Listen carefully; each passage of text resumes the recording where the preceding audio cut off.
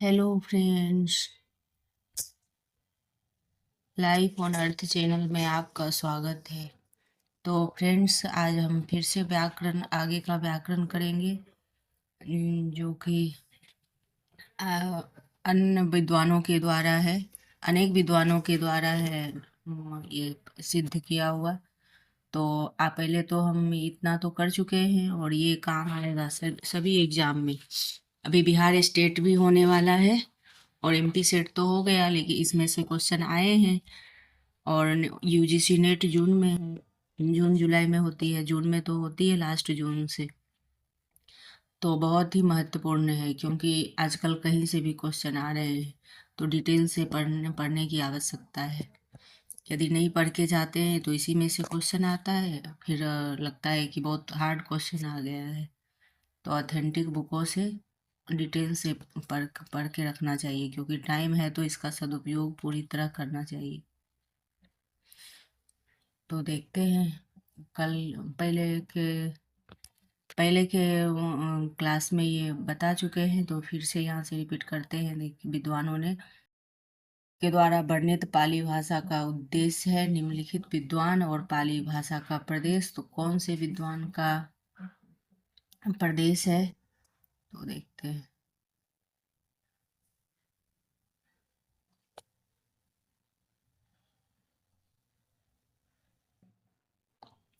श्रीलंकाई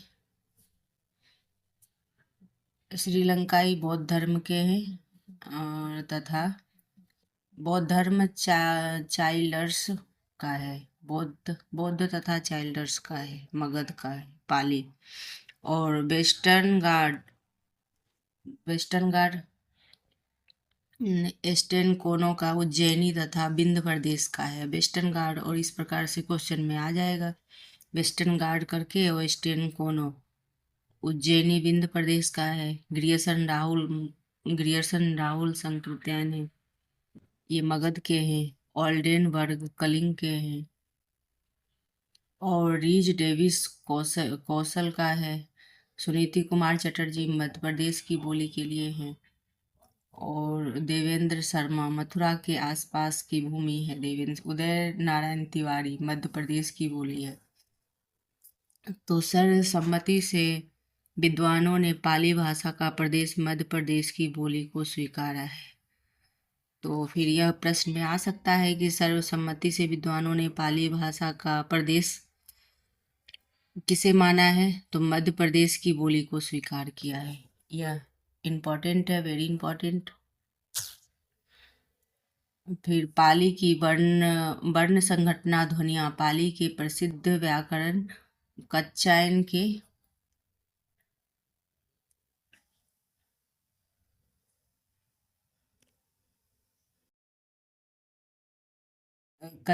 के अनुसार पाली में 41 ध्वनियाँ होती है। तो पाली की वर्ण संघटना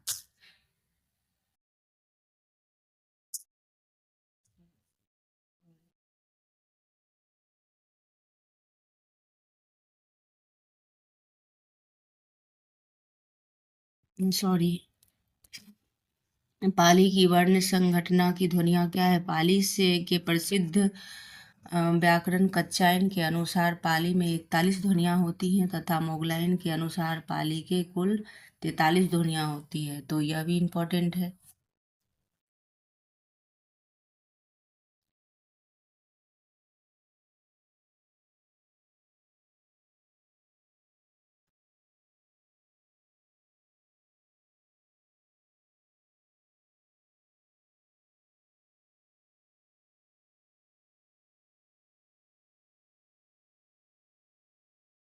कच्चायन, तो यह वेरी इम्पोर्टेंट है।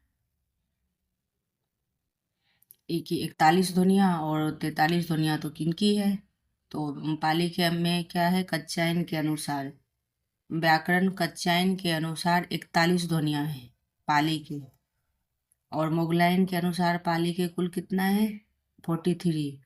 तो यह याद रखना है कि 41 जो है वो कच्चायन का है, और दोनों तो विषम संख्या है, लेकिन ध्यान में रखना है 41 और 43। और कच्चायन के अनुसार पाली में 8 स्वर और 33 व्यंजन हैं तथा मोगलायन के अनुसार कच्चायन के अनुसार पाली के 8 स्वर वह ध्वनियाँ हैं, 41 ध्वनियाँ होती है और 43 मोगलायन के 43। और कच्चायन के अनुसार पाली में 8 स्वर और 33 व्यंजन होते हैं। कच्चायन के अनुसार 8 स्वर और 33 व्यंजन होते हैं और मोगलायन के अनुसार 10 स्वर और 33 व्यंजन होते हैं। यह वेरी वेरी इंपॉर्टेंट है कि किसी भी टीजीटी पीजीटी में और यूजीसी नेट सेट कहीं भी ये क्वेश्चन आ सकता है। तो आता है, कई बार पीवाईक्यू में भी आए हुए हैं, तो इसलिए वेरी वेरी इंपॉर्टेंट है। फिर पाली के वर्णों का वर्गीकरण निम्न ढंग से किया जाता है।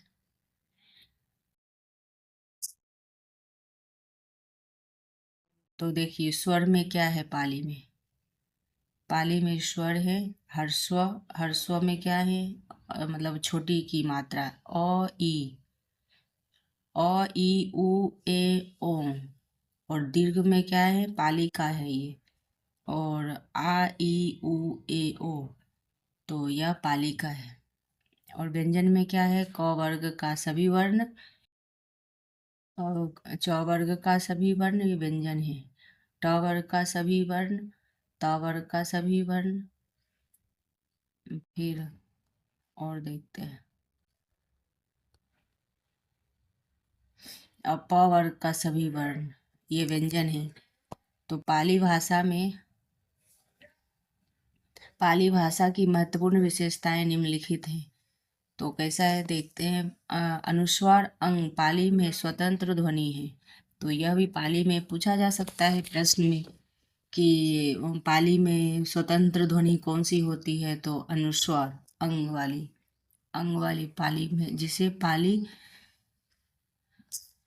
पाली व्याकरण में निगहित कहा जाता है, निगहित के नाम से जाना जाता है। तो अंग को पाली में स्वतंत्र ध्वनि है, पाली व्याकरण में इसको किस नाम से जाना जाता है। तो यह भी क्वेश्चन बन सकता है, निगहित नाम से जाना जाता है।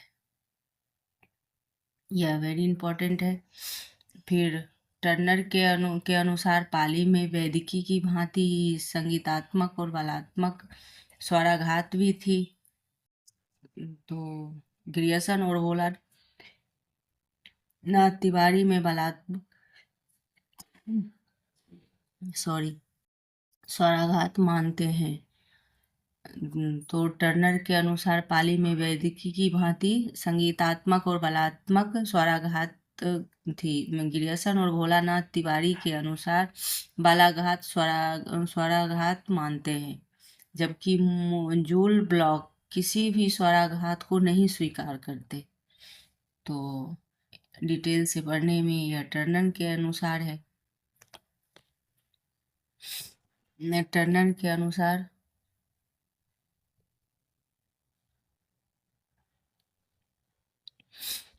पाली में वैदिकी भांति संगीतात्मक और बलात्मक स्वराघात थी। ग्रियर्सन और भोलानाथ तिवारी में पाली में बलात्मक स्वराघात है मानते हैं, जबकि जूल ब्लॉक किसी भी स्वराघात को नहीं स्वीकार करते। तो यह तथ्य में पूछा जा सकता है। टर्नर के अनुसार पाली में वैदिकी की भांति संगीतात्मक एवं बलात्मक स्वराघात थी। और ग्रियर्सन भोलानाथ तिवारी पाली में बलाघात स्वराघात का मानते हैं, जबकि जूल ब्लॉक किसी भी स्वराघात को नहीं स्वीकार करती। तो कौन नहीं स्वीकार करते जूल ब्लॉक है जो स्वराघात को नहीं मानते। पाली में 3 लिंग 3 वाच्य तथा 2 वचन, एक वचन बहुवचन का प्रयोग मिलता है। पाली में द्विवचन नहीं होता। यह भी वेरी इंपॉर्टेंट है कि पाली में क्या नहीं होता, तो द्विवचन नहीं होता, एक वचन और बहुवचन होता है। तो यह भी ध्यान रखना है कि प्रश्न बन सकते हैं। पाली हलंत रहित 6 कारक 8 लकार 4 चार काल, चार भाव तथा 8 गुण युक्त भाषा होता है। तो यहाँ से भी प्रश्न बनेंगे। पाली हलंत रहित 6 कारक, 8 लकार, 4 काल और 4 भाव तथा 8 गुण युक्त भाषा है। गण युक्त भाषा है।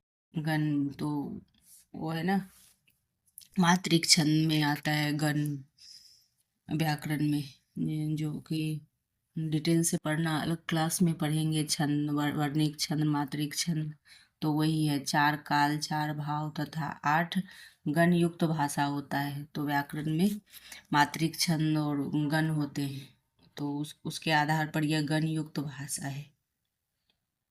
प्रथम प्राकृत भाषा पाली के अंतर्गत अभिलेखी प्राकृत तथा शिलालेखी प्राकृत भी आता है। इसके अधिकांश शिलालेख पर अमित होने के कारण इसकी संज्ञा शिलालेखी प्राकृत हुई है। प्राकृतिक प्राकृत प्रथम प्राकृतिक के अंतर्गत ही अभिलेखी प्राकृत शिलालेखी प्राकृत भी आता है। अधिकांश लेख शिलालेखी पर अमित होने के कारण इसकी संज्ञा शिलालेखी प्राकृत है।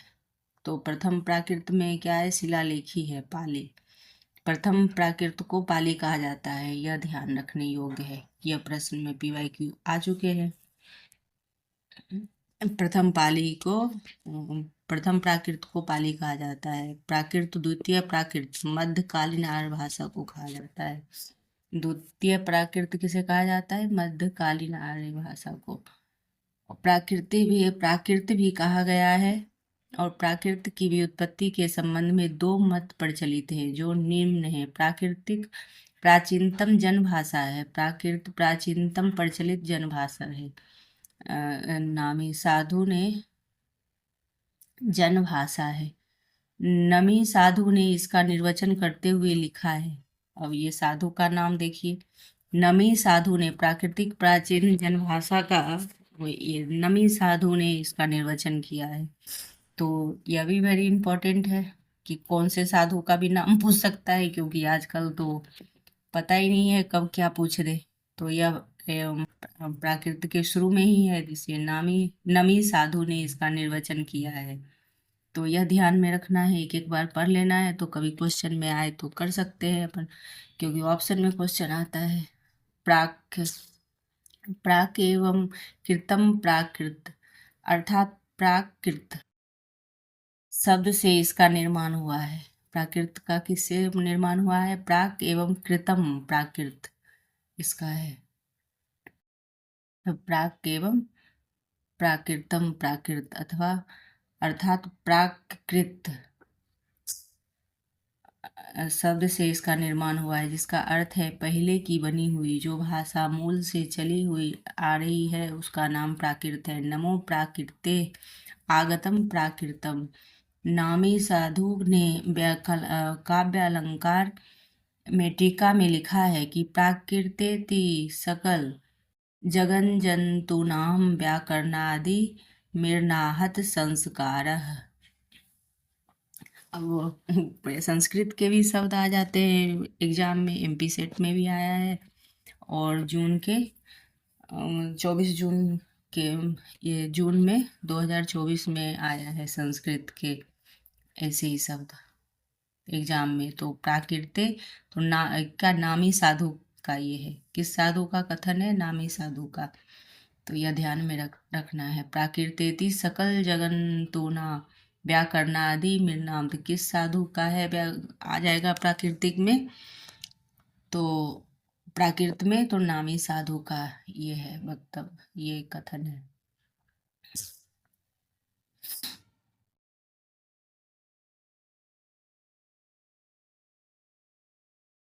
सहजो जन व्यापार प्रकृति जन प्रकृति तत्र भव सेव वा प्राकृतम, अर्थात सकल जगत के जंतुओं प्राणियों के व्याकरण आदि संस्कारों से रहित सहवचन व्यापार को प्राकृत कहते हैं। उत्पन्न अथवा सही वही वही प्राकृत है जो वाक वाकप्ति राज ने गढ़वों में लिखा है। शैलायो शैलायो यमं वाया विसन्ति यतो याव नेति वायायो एन्ति समुधम चिह नेतिम सारायो चिय जलाई। यह प्राकृत भाषा का जैन का है। तो ऐसे हैं, अर्थात इस प्रकार जल सागर में प्रवेश करता है, वहीं से निकलता है, उसी ये समस्त भाषा है प्राकृत में ही प्रवेश करती है और प्राकृतिक से ही निकलती है। फिर दूसरा है प्राकृतिक की उत्पत्ति। तो यह बस एक बार पढ़ लेना है इसे, मतलब एक बार नज़र में रहेगा तो कभी इससे प्रश्न उठेगा तो ऑप्शन में लगा सकते हैं। प्राकृत की भी उत्पत्ति संस्कृत से हुई है। तो यह प्रश्न आएगा कि प्राकृत की उत्पत्ति कहाँ से हुई है। तो एक जगह पाली से है और फिर दूसरी जगह है प्राकृत की उत्पत्ति संस्कृत से हुई है। इस मत की पुष्टि करने वाले निम्नलिखित हैं। तो इनका है प्राकृति संस्कृतम तत्र भवम तत् आगतवाम प्राकृतम, अर्थात प्राकृति या मूल संस्कृत है जो संस्कृत के आगत है वह प्राकृत है। हेमचंद्र, यह प्रश्न इस बार भी आया है, हेमचंद्र का है। तो प्राकृति संस्कृतम तत्र भवम प्राकृत मुच्यते, अर्थात प्राकृत ही मूल संस्कृत है, उसने उत्पन्न भाषा को प्राकृत कहते हैं। प्राकृत सर्वस्व मार्कंडे, तो प्राकृत सर्वस्व क्या बोला गया है, मार्कंडे जी के द्वारा कहा गया है कि प्राकृत सर्वस्व, मार्कंडे जी ने कहा है।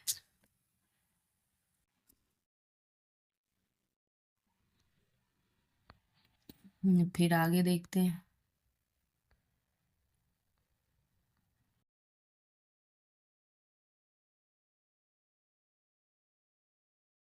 फिर प्राकृतस्य, फिर आगे है प्राकृतस्य सर्वमेव संस्कृत योनि, अर्थात प्राकृत की जननी संस्कृत है। प्राकृत संजीवनी वासुदेव, ये वासुदेव जी का कथन है। प्राकृत सर्वस्व संस्कृत योनि, अर्थात प्राकृत की जननी संस्कृत है, ये वासुदेव जी का कथन है। फिर ये प्राकृत संस्कृतास्तु विकृति प्राकृत माता, अर्थात संस्कृत की विकृति प्राकृत है। षड भाषा चंद्रिका लक्ष्मीधर है, इनके कथन है। प्राकृत संस्कृतात आगतम प्राकृत, अर्थात प्राकृत संस्कृत के आगत प्रकृत है। तो एक एक बार पढ़ लेने से कभी इसमें से प्रश्न आएंगे तो कर सकते हैं, इसीलिए डिटेल से है तो अपन छोड़ नहीं सकते, इसलिए एक एक बार नज़र दे देते हैं। इसमें जब मुख्य पॉइंट आएगा तो उसको हाईलाइट कर लेंगे। तो अब प्रायः सभी विद्वानों ने इस बात को स्वीकार लिया है कि प्राकृत की उत्पत्ति संस्कृत से हुई है।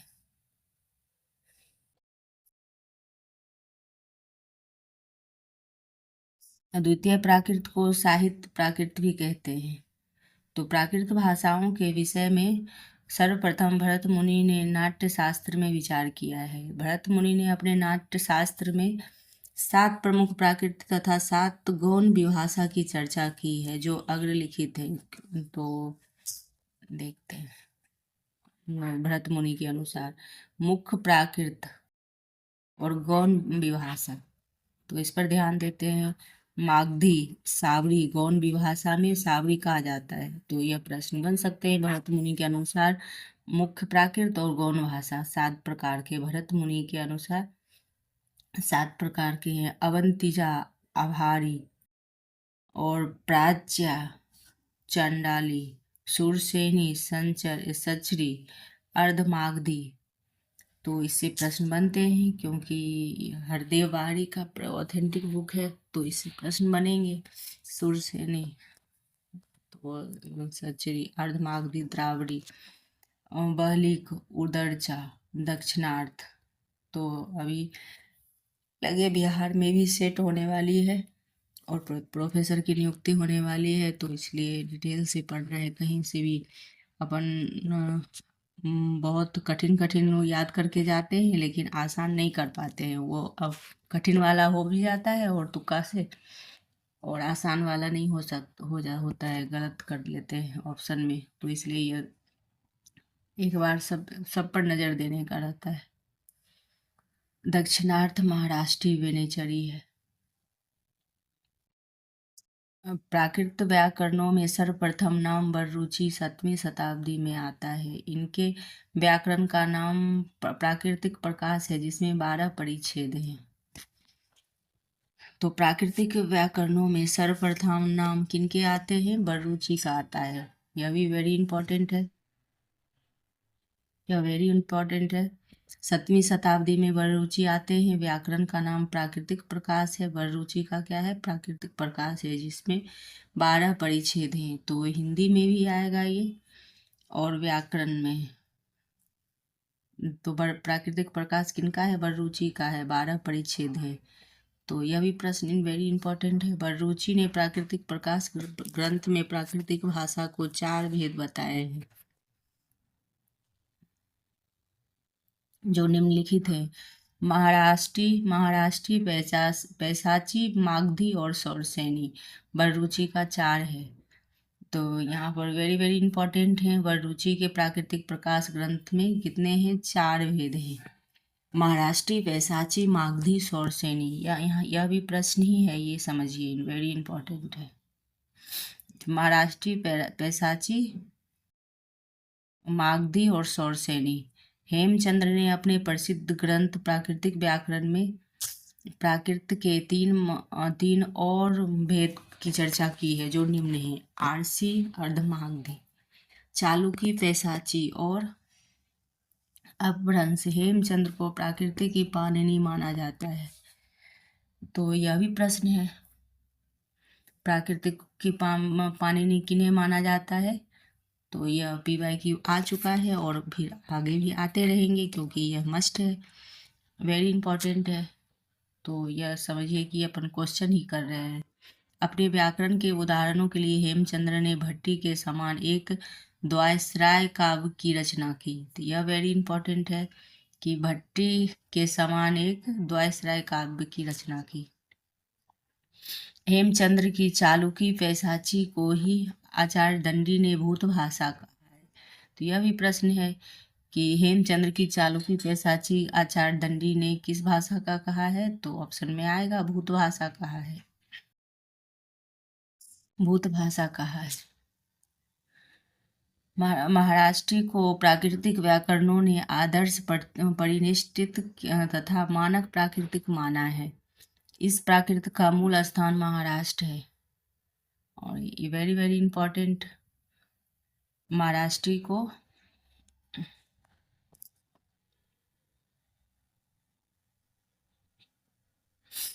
को प्राकृतिक व्याकरणों ने आदर्श प्रतिष्ठित किए तथा इस प्राकृत को मूल स्थान महाराष्ट्र माना है।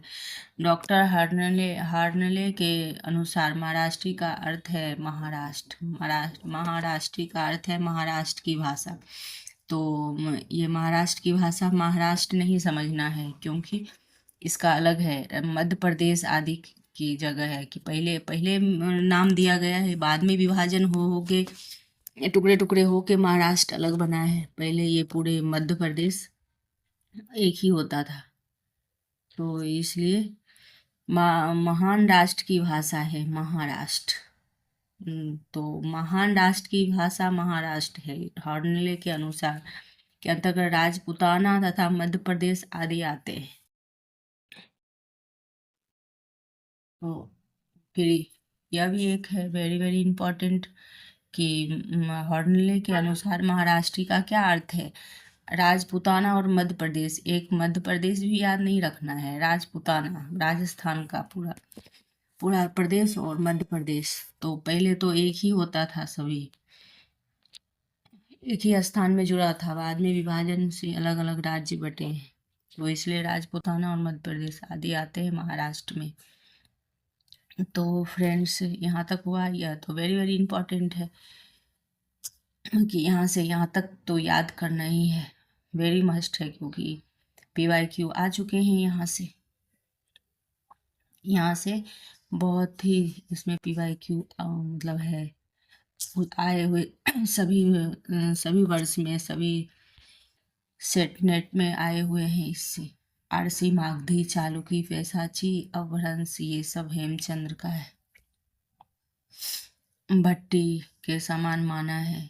ये द्वायस्त्राय काव्य ये सब वेरी वेरी इंपॉर्टेंट है, सभी याद रखना है। हो तो नोट में इसे ये संकलित कर सकते हैं।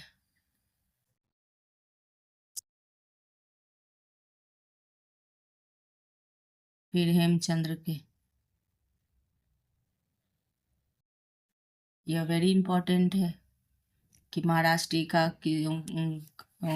कौन से विद्वान ने दिया है, ये आ सकता है। तो ये इसमें बहुत सारे प्रश्न हैं। देखिए हमारा हॉर्नले के अनुसार महाराष्ट्र का महाराष्ट्र और ये है, और राजपूताना मध्य प्रदेश, ये 3 क्वेश्चन इसमें से घुमा के बन सकते हैं।